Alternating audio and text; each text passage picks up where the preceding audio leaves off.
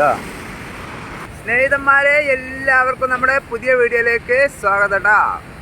അപ്പോൾ NH-66 ദേശീയപാത വികസനത്തിൻ്റെ ഭാഗമായി മലപ്പുറം കോഴിക്കോട് ബോർഡറായിട്ട് വരുന്ന നമ്മുടെ ഇടിമുഴിക്കൽ ഭാഗത്താട്ടോ. ഇവിടെ നമ്മുടെ ഷോർട്ട് ക്രീറ്റിൻ്റെ വർക്ക് നടക്കുന്നുണ്ട്. കുറേ കാലമായി ഷോർട്ട് ക്രീറ്റിൻ്റെ വർക്കൊക്കെ കണ്ടിട്ട്. അപ്പോൾ ഇതിൻ്റെ മുകളിൽ ഞാൻ വിചാരിച്ചു ഇവിടെയൊക്കെ ഫൈനൽ ഫിനിഷിങ് കഴിഞ്ഞതാണ് കേട്ടോ. പക്ഷേ ഇതിൻ്റെ മുകളിൽ അവരൊരു കോട്ടും കൂടിയൊക്കെ അടിക്കുന്നുണ്ട്. കണ്ടോ, അവിടെയൊക്കെ അടിച്ചു കഴിഞ്ഞു.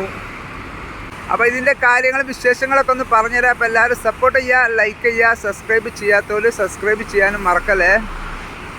അവിടെ കഠിനമായ അവിടെ അടിച്ചു പൊളിയായിട്ട് ഇങ്ങനെ അടിച്ചുകൊണ്ടിരിക്കുന്നുണ്ട് കേട്ടോ. അവിടെ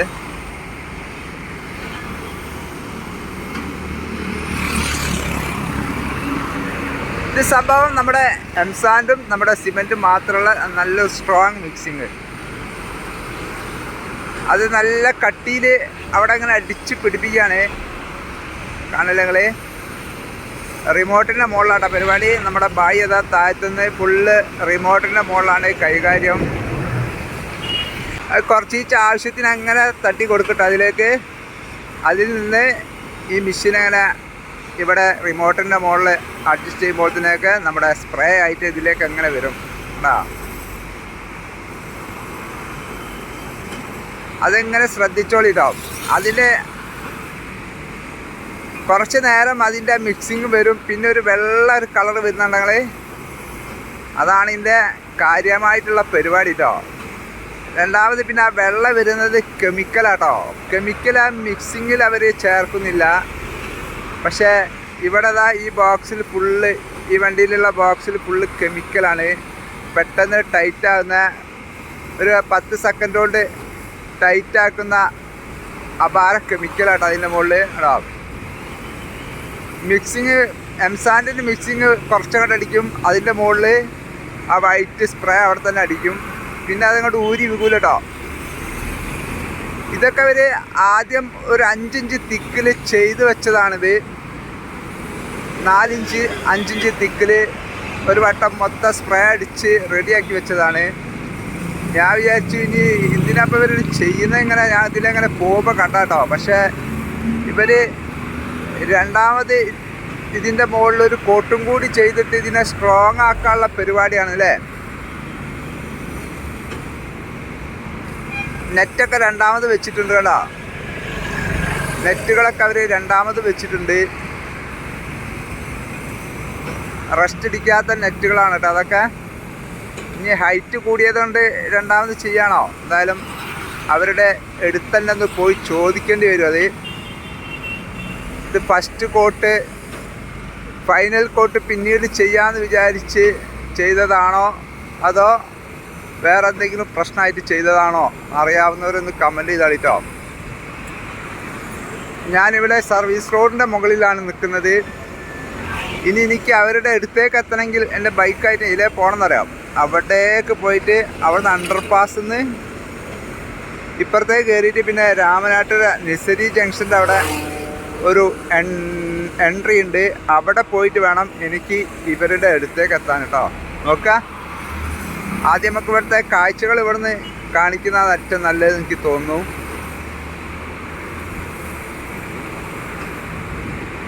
അടിപൊളി പരിപാടികളല്ലേ.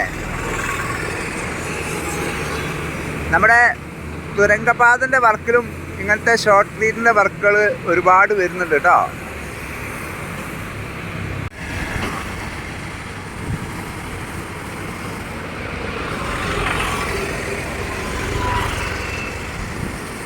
ഹലോ,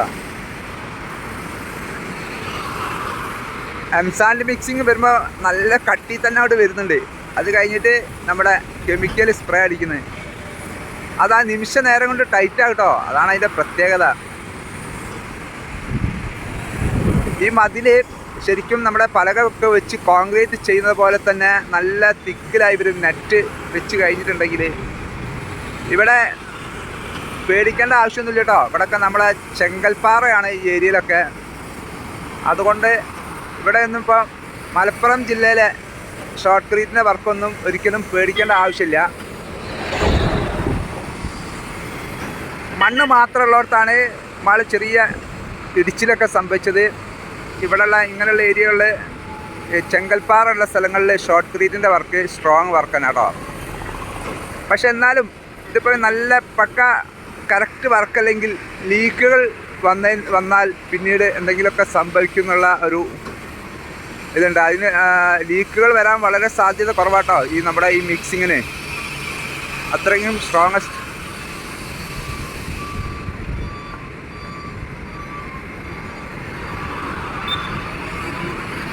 കഴിഞ്ഞോ അല്ല പുതിയ ലോഡോ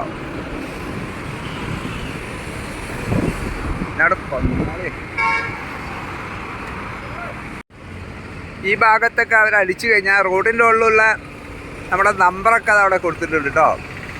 ആ നമ്പർ എന്തിൻ്റെ അറിയാം?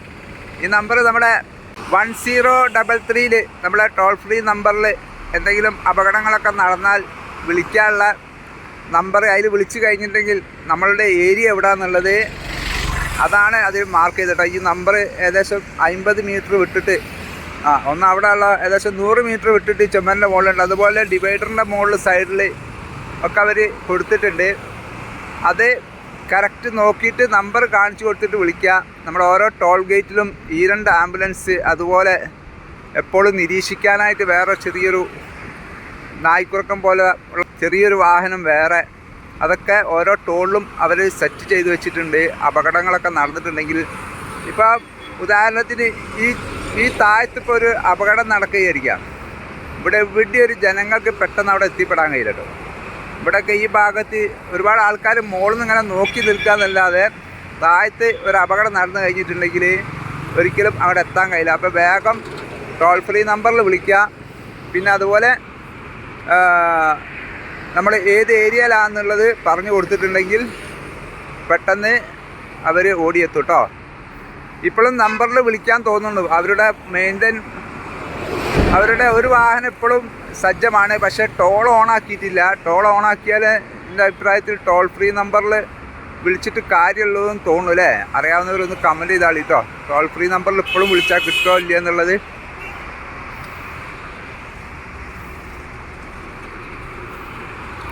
ആറുവരിപ്പാതയിലൂടെ വാഹനങ്ങളൊക്കെ ചീറിപ്പാഞ്ഞി പോകുന്നുണ്ട്. വാഹനങ്ങൾ തലങ്ങും വിലങ്ങുമാണ് ഇപ്പോൾ യാത്ര ചെയ്തുകൊണ്ടിരിക്കുന്നത്. ആർക്കും ഒരു അച്ചടക്കം ഇല്ലാത്ത പോലെയാണ് ഇപ്പം ആറുവരിപ്പാതയിലൂടെയുള്ള യാത്ര കണ്ടിട്ട് നമുക്ക് തോന്നുന്നത്. ഇനി നമ്മുടെ ടോളൊക്കെ ഓണായിക്കഴിഞ്ഞ് ഫൈനുകളൊക്കെ വരാൻ തുടങ്ങിയിട്ടുണ്ടെങ്കിൽ എല്ലാവരും അച്ചടക്കത്തോടെ ഓടുമെന്ന് വിചാരിക്കുക അല്ലേ? നമ്മുടെ ഈ ബസ്സുകളൊക്കെ ഉണ്ടാവും, ഈ സെൻട്രൽ ട്രാക്കും മറ്റേ ട്രാക്കൊക്കെ കൂട്ടി പിടിച്ചുകൊണ്ടാണ് അവർ പോകുന്നത്.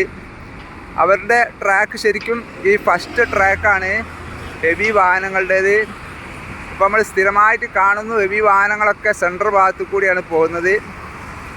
എന്തുകൊണ്ടാണെന്ന് അറിയില്ല അവർ സൈഡ് ട്രാക്ക് പിടിക്കാത്തത്. പക്ഷേ ഇപ്പോൾ ഒരു കണക്കിന് എൻ്റെ അഭിപ്രായത്തിൽ സെൻട്രൽ പിടിക്കുന്നതന്നെയാണ് നല്ലത്. എന്താണെന്ന് വെച്ചിട്ടുണ്ടെങ്കിൽ ഓട്ടോയും ബൈക്കും സൈഡിൽ കൂടി അങ്ങനെ പോകുന്നതുകൊണ്ട് വലിയ വാഹനങ്ങൾ ഫസ്റ്റ് ട്രാക്കിൽ പോകുമ്പം ഓട്ടോ ബൈക്കുകൾക്കൊക്കെ ഇപ്പം ബുദ്ധിമുട്ടുണ്ട്.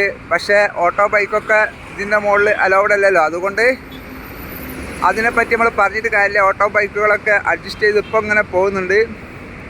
ഇനി ഇവിടെ നിരോധനം പ്രാബല്യത്തിൽ വന്നു കഴിഞ്ഞാൽ വലിയ വാഹനങ്ങൾക്ക് ഫസ്റ്റ് ട്രാക്ക് കറക്റ്റ് പിടിച്ച് പോകാം. രണ്ടാമത്തെ ട്രാക്ക് ചെറിയ വാഹനങ്ങൾക്ക്, ഇതാ കാറ് പോലുള്ള വാഹനങ്ങൾ. മറ്റേ ട്രാക്ക് നമ്മുടെ ഓവർടേക്ക് കേട്ടോ.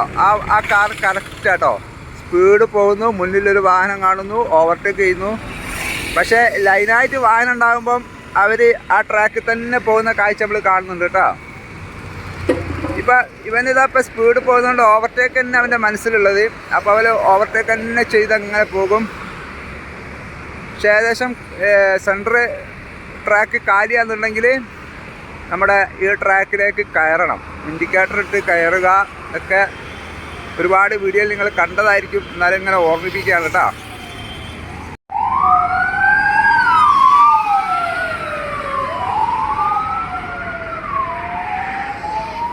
ആംബുലൻസ് എൻ്റെ അഭിപ്രായത്തിൽ എല്ലാവരും ഡ്രൈവർമാരും ശ്രദ്ധിക്കുക. ഈ ലാസ്റ്റ് ട്രാക്ക് അവരുടെ ആ ട്രാക്കിലേക്ക് തന്നെ പോയിട്ട് അവർക്ക് സുഖമായിട്ട് പോകാം. ആംബുലൻസ് എമർജൻസി വാഹനങ്ങളുടെ ട്രാക്കാണ് ആ ലാസ്റ്റ് ട്രാക്ക്. ആംബുലൻസും ഡ്രൈവർമാരൊക്കെ അതുകൊണ്ട് പാലിച്ചു കഴിഞ്ഞിട്ടുണ്ടെങ്കിൽ ആളുകൾക്ക് അങ്ങനെ മനസ്സിലാകും. ഇപ്പോൾ ഇവിടെ ചെറിയൊരു ബുദ്ധിമുട്ടുണ്ട്. വാഹനങ്ങളൊക്കെ അവിടെ നിന്ന് ഇങ്ങോട്ട് പാഞ്ഞു വരുമ്പോൾ ഇവിടെ പിന്നെ ഒറ്റ ട്രാക്കിലേക്കായിട്ട് മാറുകയാണ്. കുഴപ്പമില്ല, പണി നടക്കില്ലേ, ഉദ്ഘാടനം കഴിയാത്ത റോഡല്ലേ, അപ്പം വർക്ക് ഒക്കെ നടക്കുന്ന ഏരിയകളുണ്ടാവും. അപ്പോൾ അതൊക്കെ ശ്രദ്ധിക്കുക. ഹെവി ഗിയറിലിട്ട് ഇങ്ങനെ നനഞ്ഞ് വരുമ്പോഴൊക്കെ ഇങ്ങനെയുള്ള വർക്ക് നടക്കുമ്പോൾ ഏരിയകളൊക്കെ ശ്രദ്ധിക്കണം. ഇവിടെ നമ്മുടെ ഭായിമാരതാ അവിടെ എല്ലാ ഈ കമ്പിയിട്ട ഭാഗത്തും നമ്മുടെ സോയിൽ നെയിലിംഗ് ചെയ്ത് 8 മീറ്ററോളം ഉള്ളോട്ട് കമ്പിയിട്ട ഏരിയയിൽ എല്ലാ ഏരിയയിലും അവർ പൈപ്പ് ഇട്ട് വെച്ചിട്ടുണ്ട് കേട്ടോ. പൈപ്പ് എന്തിനാന്ന് വെച്ചാൽ വെള്ളം തിങ്ങി നിന്നുണ്ടെങ്കിൽ ഉറവയായിട്ട് പുറത്തേക്ക് വരാൻ വേണ്ടിയിട്ടുള്ള പദ്ധതി. അപ്പോൾ അവർ ഷോർട്ട് ക്രീറ്റ് ഇത് സ്പ്രേ അടിക്കുന്നതിന് മുമ്പ് അവർ ആ പൈപ്പുകളൊക്കെ പ്ലാസ്റ്റിക് വെച്ച് അടയ്ക്കുന്ന കാഴ്ചയാണ് കാണുന്നത്. അപ്പോൾ ഈ ഭാഗത്തേക്ക് മൊത്തം അടിക്കാനുള്ളതാട്ടോ. ഫുള്ള് 1 കോട്ട് കൂടി മൊത്തം അടിക്കാനുള്ളതാണ്. എനിക്ക് തോന്നുന്നത് 4 ഇഞ്ച് തിക്കിലടിക്കുന്നില്ല, ഒരു 2 ഇഞ്ച് കനത്തിലാണെന്ന് തോന്നുന്നു ഇവർ ഫൈനൽ ആ നെറ്റ് കൂടി വെച്ചിട്ട്. അതും കൂടി ആയിക്കഴിഞ്ഞാൽ നമ്മുടെ ഈ വാള് ഡബിൾ സ്ട്രോങ് ആയിട്ടാ. ഇന്നത്തെ വർക്ക് കഴിഞ്ഞു തോന്നുന്നു. അവർ ആ മെഷീനൊക്കെ ക്ലീൻ ചെയ്യുന്ന കാഴ്ച നമുക്ക് കാണാം. ജനറേറ്റർ ഇതാ, വലിയ ജനറേറ്റർ അവർ ഇതിൻ്റെ വർക്കിങ്ങിന് ആവശ്യമായ ബിജിലി കറണ്ട് അതിന്ന് അവരതിലേക്ക് എടുത്തുകൊണ്ടാണ് വർക്കുകളൊക്കെ നടത്തുന്നത്. എവിടെ ഒരു വർക്ക് എടുക്കുമ്പോൾ വലിയ വലിയ മെഷീനറികളും എന്തെങ്കിലും ഒരു ആവശ്യം ഇവർക്കുണ്ടാവും. ഡ്രില്ല് ചെയ്യുന്ന അല്ലെങ്കിൽ കോൺക്രീറ്റ് പൊട്ടിക്കുന്ന അങ്ങനെയൊക്കെയുള്ള ജോലികളുള്ള സമയത്ത് ഇങ്ങനത്തെ ജനറേറ്റർ എന്തായാലും അവർ ഒരു പണിയെടുക്കുന്ന സ്ഥലത്ത് എല്ലാ സ്ഥലത്തും കാണാറുണ്ട് കേട്ടോ.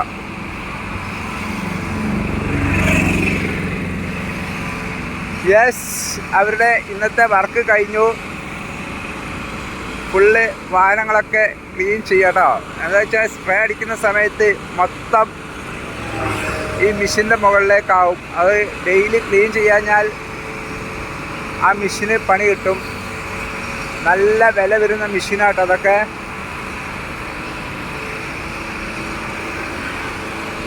പിന്നെ 2 ചേച്ചിമാരുണ്ടായിരുന്നു കേട്ടോ. റോഡ് അപ്പം തന്നെ ക്ലീൻ ചെയ്യാനിതാ 2 ചേച്ചിമാരവിടെ ചൂലൊക്കെ ആയിട്ട് നേരത്തെ ഞാൻ കണ്ടിരുന്നു. അവരുടെ ജോലിയൊക്കെ ഏകദേശം കഴിഞ്ഞു. ഇനിയിപ്പോൾ വെള്ളം അടിക്കുന്ന വെള്ളമൊക്കെ റോഡ് മേലേക്കൊന്നും വരില്ല കേട്ടോ. ഒക്കെ ഡ്രെയിനേജിലേക്ക് ഗ്രൗട്ട് ആയിട്ട് അങ്ങനെ പോകുന്നത്, അങ്ങനെ ഒലിച്ച് പോയിക്കോളൂ അല്ലേ. എന്തായാലും ഇത്രയും ഭാഗം കഴിഞ്ഞിട്ടുണ്ട്. ഇതുപോലത്തെ സെയിം വർക്കാട്ടാ നമ്മുടെ മലാപ്പറമ്പ് വരാനുള്ളത്. മലാപ്പറമ്പ് 4-5 ദിവസമായി പോയിട്ട് അവരെന്തായെന്നുള്ളത് അറിയില്ല. അവിടെ നമ്മളെ ഷോർട്ട് ക്രീറ്റുള്ള വർക്ക് ആരംഭിച്ചോ എന്നുള്ളത് അറിയില്ല. എന്തായാലും തൊട്ടടുത്ത ദിവസം അതിൻ്റെ വീഡിയോകളും വരുന്നതായിരിക്കും കേട്ടോ. സ്നേഹിതന്മാർ, ഇതൊക്കെയാണ് ഇവിടുത്തെ വിശേഷങ്ങൾ കേട്ടോ. ഈ ഷോർട്ട് ക്രീറ്റിൻ്റെ വർക്ക് ഞാൻ കുറേ കാലമായി എടുത്തതുകൊണ്ടാണ് ഞാൻ രണ്ടാമത് ഒരു വീഡിയോ. കാണാത്ത ആളുകളൊക്കെ എന്തായാലും ഉണ്ടാവും. കാണുന്ന ആളുകൾ കണ്ട ആളുകളും നമ്മുടെ വീഡിയോ ഇപ്പോൾ കണ്ടിട്ടുണ്ടാവും. അവരൊക്കെ സപ്പോർട്ട് ചെയ്യുക, ലൈക്ക് ചെയ്യുക, സബ്സ്ക്രൈബ് ചെയ്യാത്തവർ സബ്സ്ക്രൈബ് ചെയ്യുക. പിന്നെ നിങ്ങളുടെ അഭിപ്രായങ്ങളൊക്കെ ഒന്ന് കമൻറ്റിലൂടെ അറിയിക്കട്ടോ. അപ്പോൾ പുതിയ നല്ല നല്ല വീഡിയോകളുമായിട്ട് വീണ്ടും വരാം. എല്ലാവർക്കും നല്ലൊരു ദിവസം നേരുന്നു. Bye bye.